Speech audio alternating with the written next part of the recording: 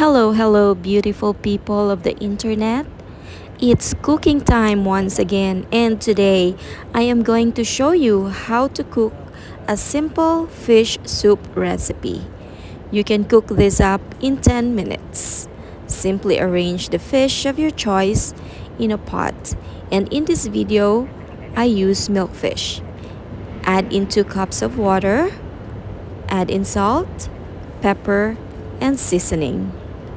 Next, put in some onions, tomatoes, ginger, lemongrass for additional aroma, and chicken flavored cubes.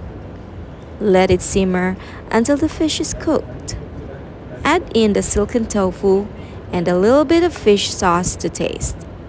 Allow it to simmer for another minute. Finally, add in the greens. In this video, I use pek chai. Let it simmer again for a minute, taste and adjust if needed, and serve. Easy, right? Follow us for more easy and quick cooking recipe.